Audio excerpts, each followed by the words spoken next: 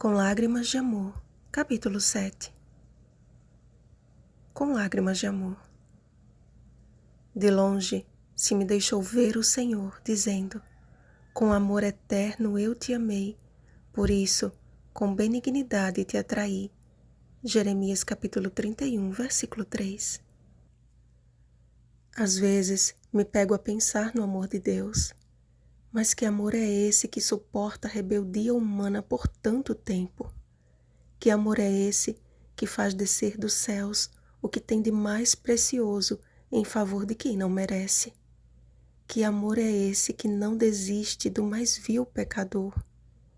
Que amor é esse que derrama lágrimas de amor até por quem não o ama? Na verdade, não são apenas lágrimas de amor, mas lágrimas do amor. Aquele que não ama não conhece a Deus, pois Deus é amor. 1 João capítulo 4, versículo 8. Entendem? Deus é o próprio amor. Então, independente de o amarmos ou não, Ele não deixa de nos amar, porque faz parte de sua essência divina. E é esta mesma essência que Ele promove no coração de todos os que o amam. Amar, ainda que não haja um retorno positivo. Quando meu filho mais velho estava no 4º ano do ensino fundamental, a sua professora pediu que ele e seus colegas de turma fizessem uma redação com o seguinte tema: o verdadeiro sentido do amor. Eis o que ele escreveu. É quando a gente ama o nosso próximo. Ele pode ser a melhor pessoa do mundo ou o pior bandido da cadeia. Todos devem amar um ao outro.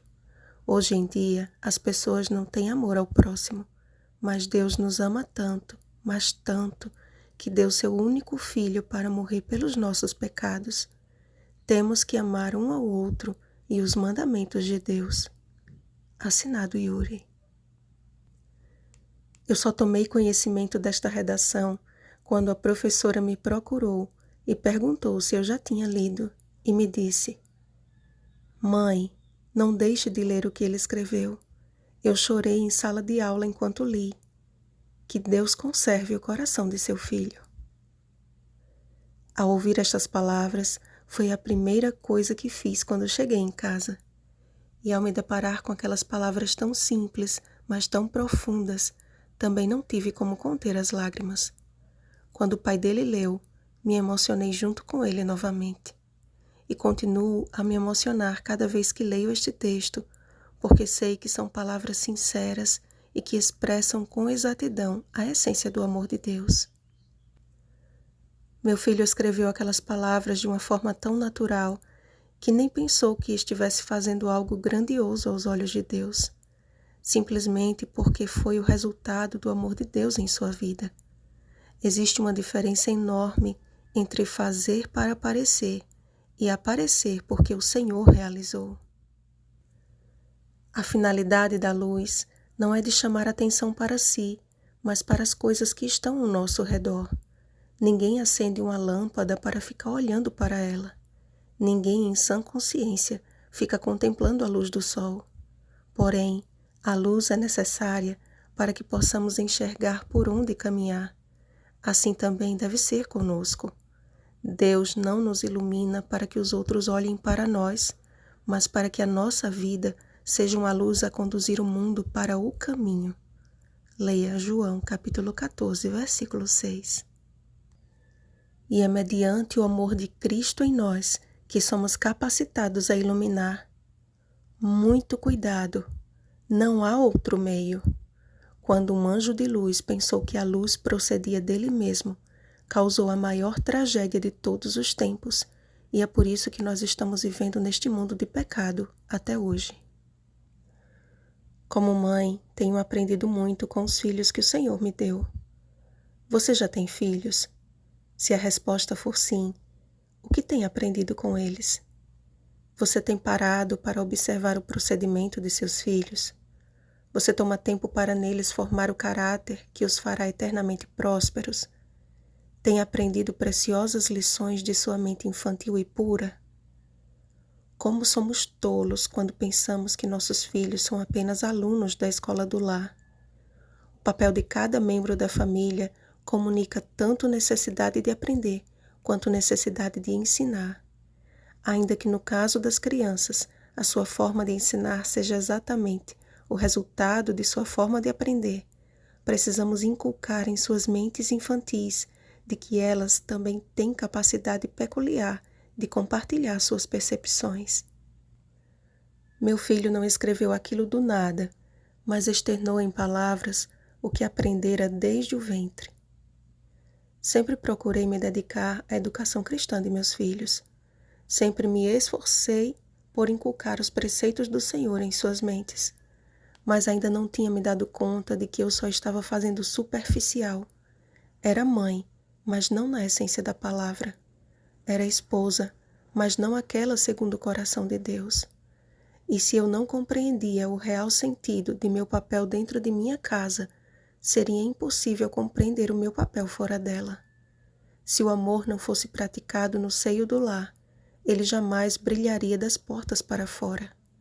E aqui eu não falo de amor sentimental, porque este sempre tive, mas de verdadeira compreensão do amor divinal e de seus resultados práticos. Se nossas atitudes não combinam com nossas palavras nunca terão o poder de iluminar uma pessoa sequer. Eu estava tão ocupada com os meus projetos, com as atividades da igreja e com a minha satisfação própria, que negligenciava a obra que mais carece de meu tempo, amor e dedicação, minha família. Vejam o que Paulo escreveu a esse respeito. Ora, se alguém não tem cuidado dos seus, e especialmente dos da própria casa, tem negado a fé e é pior do que o descrente. 1 Timóteo capítulo 5, versículo 8. Como diz uma amiga minha, para tudo. E eu realmente tive que parar tudo e retroceder, pensar onde errei e me lançar aos pés de Cristo em busca de sabedoria para recuperar o tempo perdido. E pela graça de Deus, o Senhor tem me ajudado neste propósito. E através desta carta me despertou. Filha, o inimigo está irado. Ele sabe que o seu fim está próximo. Sabe que a sua destruição é certa, mas não a aceita. Pensa que ainda poderá estabelecer o seu reinado de morte e dor eternamente. Mas eternas serão as consequências de sua desobediência. Eu o criei perfeito, o ser mais lindo que irradiava luz por onde passava, mas isto não bastou para ele. Vê o perigo da cobiça, filha? Aquele que deseja mais e mais, no fundo, deseja ser melhor ou maior do que os outros. Eu ofereço o melhor para cada um de meus filhos, sempre ofereci, mas eu jamais darei a um deles além do que possa administrar com sabedoria.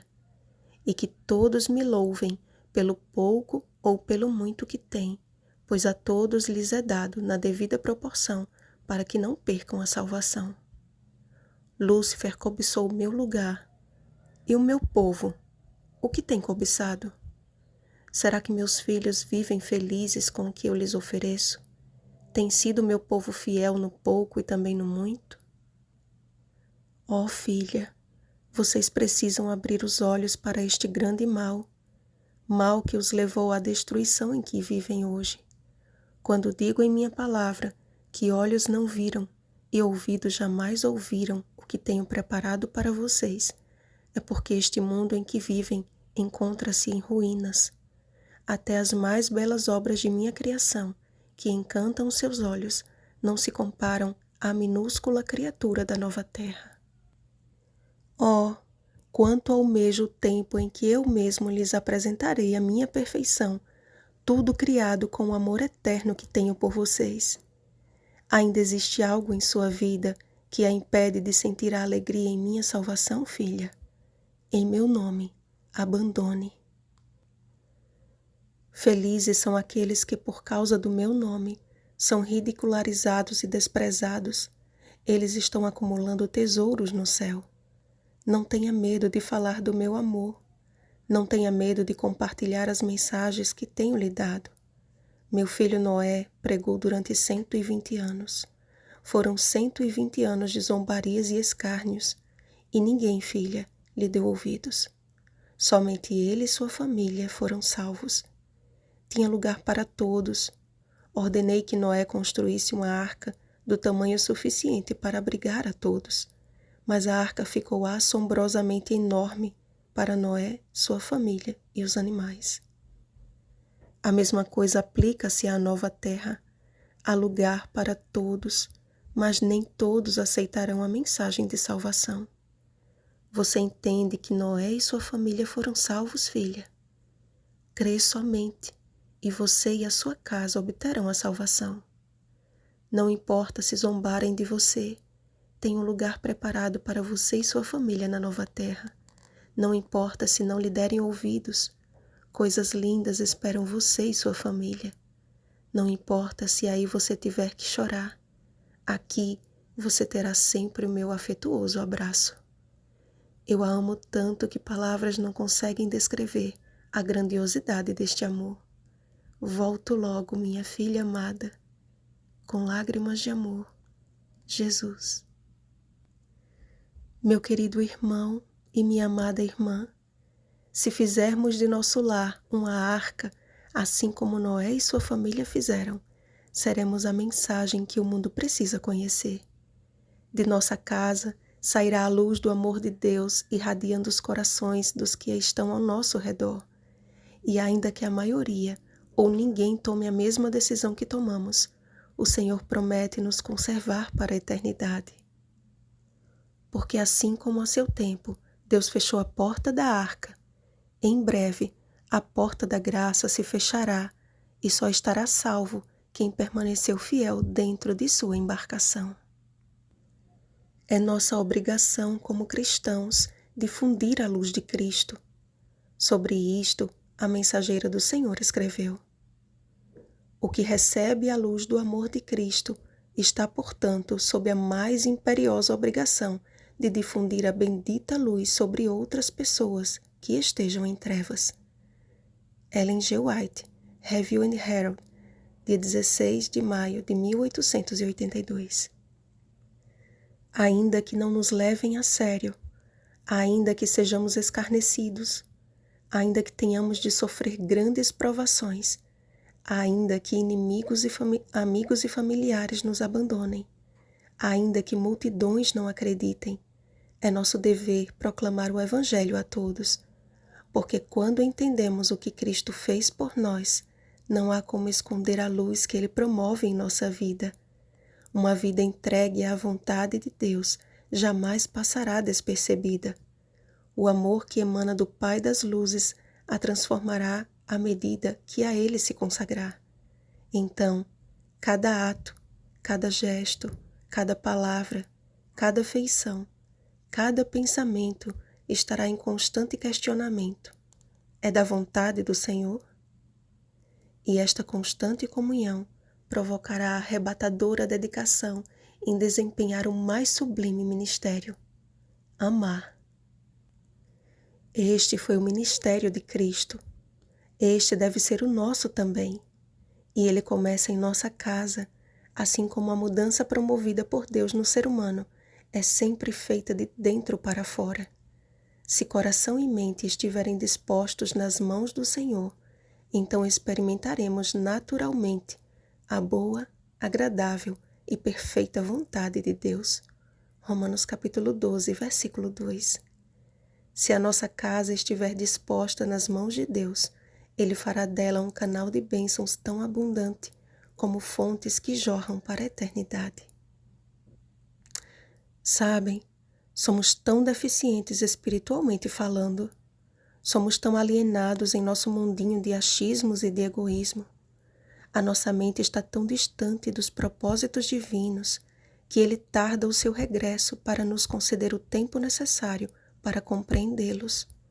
Ele não demora a voltar, nós é que demoramos a entender o amor imensurável de Cristo. Desde a primeira carta que escrevi, as cartas de Jesus para mim sempre vieram finalizadas com a frase: com lágrimas de amor.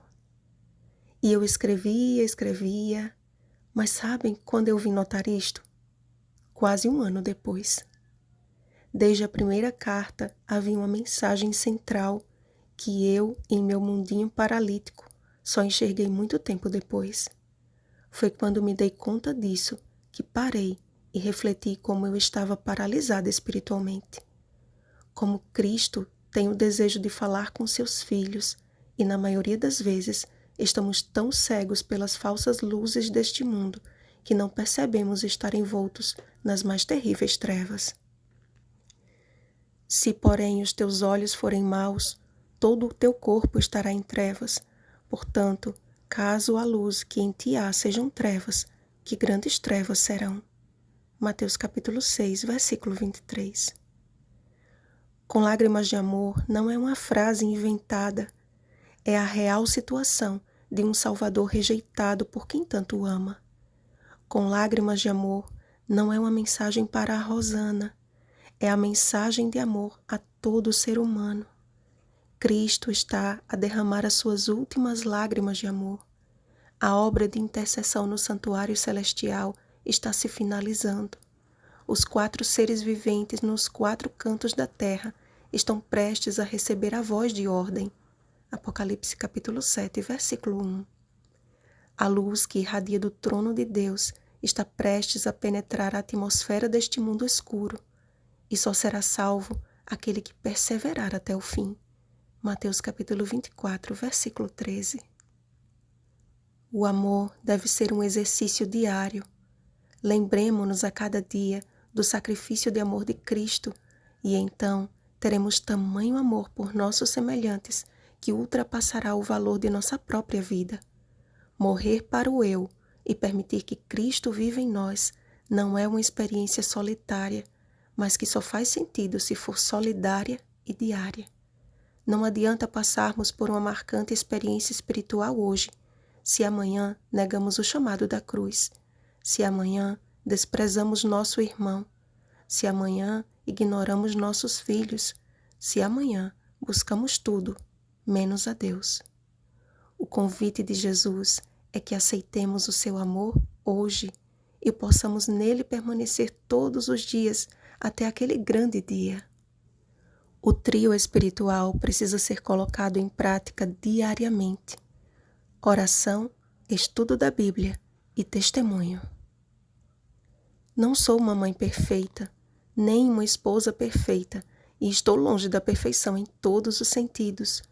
Contudo, de uma coisa tenho certeza.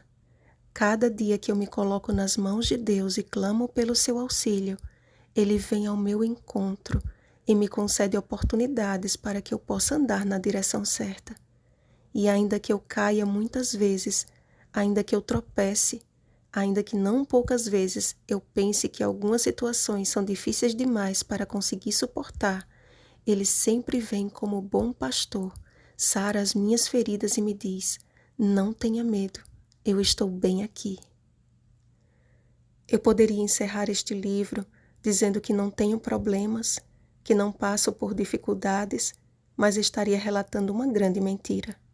Continuo enfrentando problemas e tendo que encarar muitas provações, só que de uma forma completamente diferente. Jesus me ajudou a entender o que Paulo declarou: entristecidos, mas sempre alegres. 2 Coríntios capítulo 6, versículo 10. E ao entender a reação dos discípulos após uma dolorosa sessão de açoites, e eles se retiraram do sinédrio, regozijando-se por terem sido considerados dignos de sofrer afrontas por esse nome. Atos capítulo 5, versículo 41. Quem, em sã consciência, apanha e se alegra? Quem fica feliz após sofrer humilhações? Bem, acabamos de ler que os discípulos regozijaram-se mesmo machucados, que Paulo afirma que mesmo na tristeza permanecia alegre. Afinal, que alegria é esta que consegue prevalecer em meio à dor e à tristeza? A Bíblia também nos responde: a alegria do Senhor é a vossa força. Neemias capítulo 8, versículo 10. Isto é, não é algo que surge de nós, mas é-nos dado como um presente de Deus a partir do momento em que damos ouvidos à sua voz e abrimos o coração para que ele faça morada. Hebreus capítulo 3, versículo 15. A alegria que este mundo oferece se desvanece na primeira tristeza que surge. A alegria do Senhor permanece, ainda que a tristeza nos alcance. Percebem a diferença? Porque a alegria que procede de Deus vem da esperança e firme confiança de que não tarda, não tardará, e Ele enxugará dos olhos toda lágrima, e a morte já não existirá, já não haverá luto, nem pranto, nem dor, porque as primeiras coisas passaram. Apocalipse capítulo 21, versículo 4. Jesus cessará de verter suas lágrimas de amor para dar lugar ao cântico dos anjos. A mesma voz que encheu esta terra de vida no princípio será ouvida dando fim ao salário do pecado e devolvendo a eternidade a todos aqueles que amaram como Ele amou. Não percam tempo tentando preencher o vazio de seus corações com coisas finitas, pois Deus pôs a eternidade no coração do homem. Eclesiastes capítulo 3, versículo 11. Fomos criados para a eternidade. A morte é uma intrusa. Eternidade só pode ser preenchida com eternidade. O Deus eterno é o único capaz de preencher o nosso coração. E quando permitimos que isto aconteça, quão grande é a felicidade que ali é depositada. Agora me permita finalizar este humilde testemunho falando ao seu coração. Não me refiro aqui a nós, mas a você. Você mesmo ou você mesma. Você é alvo do amor de Deus. Em nenhum momento Jesus deixou de te amar. Da mesma forma que Ele prometeu e cumpriu a sua promessa, entregando a sua vida por você, Ele cumprirá a sua última promessa de amor, vindo buscá-lo, vindo buscá-la. Jesus breve virá. Você está pronto? Você está pronta? A última batalha que você enfrentará envolve a sua decisão pessoal. Por isso que falo aqui me dirigindo apenas a você. Seus defeitos vão te acusar. Os agentes do inimigo serão enviados para te atormentar com a ideia de que você já está perdido ou perdida. Seu coração será arrebatado por uma forte angústia qual nunca houve e perceberás que ali está acontecendo o mais terrível conflito e, ao mesmo tempo, a definição de teu futuro eterno. Olhe em sua volta e não precisa ir muito longe. Basta ligar a televisão e diante de seus olhos verás que este mundo não tem mais tanto tempo. Você é um sobrevivente, é uma sobrevivente do fim do tempo do fim. Porém, terás que escolher entre ser apenas uma sobrevivente ou um sobrevivente, ou parte do remanescente. Você tem em suas mãos o tesouro que o mundo tem rejeitado, a palavra de Deus. O que tens feito dela? Um objeto de decoração ou o seu alimento diário? Um livro para se ler todos os dias por desencargo de consciência ou a palavra de Deus viva e eficaz para te ensinar, corrigir, repreender e educar? A batalha em teu coração já começou, não foi mesmo? Sentes o mesmo que sentiu o apóstolo Paulo quando declarou: porque não faço o bem que prefiro, mas o mal que não quero esse faço? Romanos capítulo 7, versículo 19. É certo que a decisão é tua, mas como Paulo, não estás lutando sozinho ou sozinha. Quem me livrará do corpo desta morte? Graças a Deus por Jesus Cristo, nosso Senhor. Romanos capítulo 7, versículos 24 ao 25. Se você reconhecer como Paulo que só em Cristo obterás a vitória, como o apóstolo dos gentios tomarás a seguinte decisão: esquecendo-me das coisas que para trás ficam e avançando para as que diante de mim estão, prossigo para o alvo, para o prêmio da soberana vocação de Deus em Cristo Jesus. Filipenses capítulo 3, versículos 13 ao 14. Apoie-se nesta resolução e creia firmemente no amor de Deus revelado em Jesus Cristo. Agarre-se à bendita esperança de forma que nada e nem ninguém possa desvirtuá-lo ou desvirtuá-la da certeza de que você é mais do que um vencedor, uma vencedora em Cristo Jesus. Se você tem passado por uma luta interior, assim como Paulo passou, saiba que aquele que luta por você é infinitamente poderoso para lhe conceder a vitória. Não desista e não desanime, pois no final reconhecerás: combati o bom combate, completei a carreira e guardei a fé.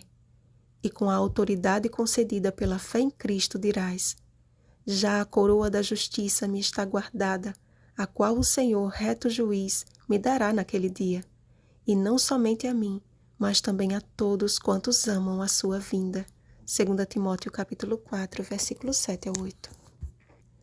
Se você ama a volta de Jesus, se esta é a sua mais urgente esperança, se você não vê a hora de avistar o teu Salvador e ouvir a sua voz a lhe chamar pelo nome, parabéns! Você faz parte do grupo que, como Paulo, não receberá a coroa da justiça de Cristo, mas a ganhará das mãos dele. Não meça forças com o pecado, não há sucesso em fazer isto. Combata o bom combate, revestido, revestida da armadura de Deus. Leia Efésios capítulo 6, versículos 10 ao 18. E serás vitorioso, serás vitoriosa, pois à tua frente vai o Senhor dos Exércitos. Com lágrimas de amor, Ele venceu por você. Com lágrimas de amor, Ele luta por você. Então, Ele voltará por você e não haverá mais lágrimas, mas o seu amor jamais acabará. Último capítulo do livro Com Lágrimas de Amor. Que Deus te abençoe.